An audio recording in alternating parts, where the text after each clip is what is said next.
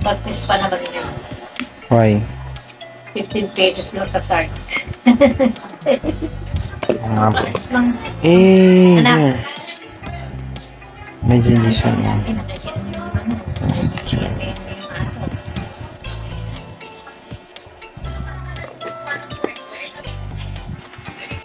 Nainggit.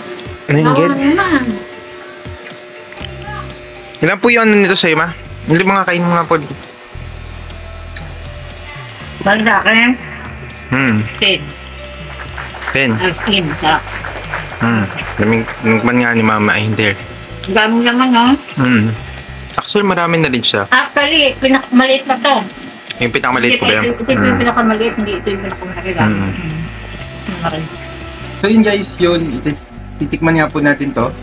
Itong ulam, hindi ulam, ube, ayan, ube crunch with cereal jar with ube glaze, ayan. Actually, malaki na rin siya guys. Hindi na siya maliit kasi tignan nyo, hindi, dalawang kamay ko para masakop ko siya. And katulad nga nung binidyo ko nung nakaraan, may kasama siyang ganito kasi naubos ko na. Ayan, ubos na siya. And masarap din talaga yung ano, yung cookies na yan, yung butter cookies. Iba din yung butter cookies niya, crunchy siya. Hindi siya yung parang butter cookies na nakakain natin na parang nagme-melt sa kwan. Yun medyo crunchy yung datingan niya. And ito nga po yung sa may ube niya.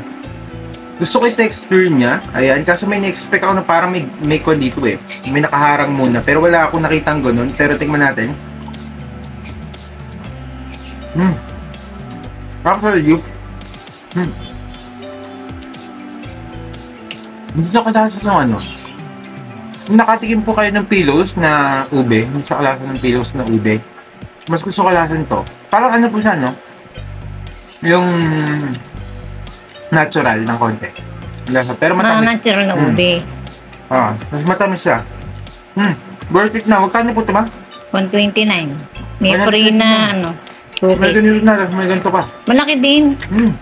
Pero pinakamaliit yan. Pinakamaliit daw to. Sinorder ni mama.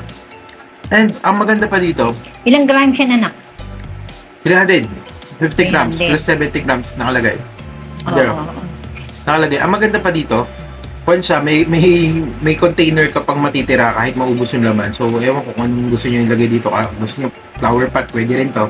So, para sa akin, 1 to 10.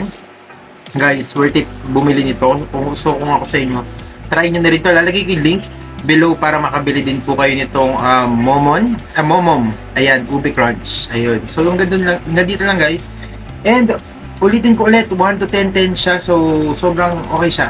Worth it din. Di ba? Gusto mo rin ba? Ayun lang po. So, maraming salamat. God bless inyo po kayo palagi. Bye-bye!